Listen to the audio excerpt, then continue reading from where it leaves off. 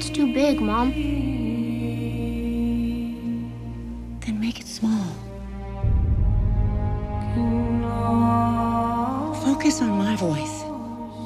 Pretend it's an island out in the ocean. Can you see it?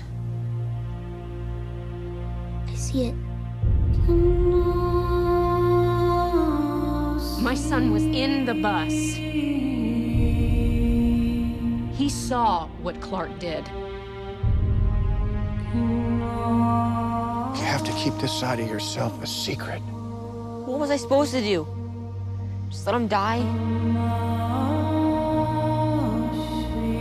Maybe.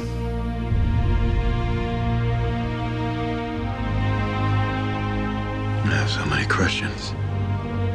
Where do I come from?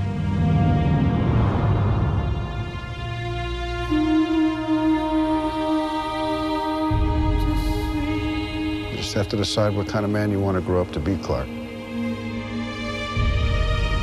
Whoever that man is, he's going to change the world.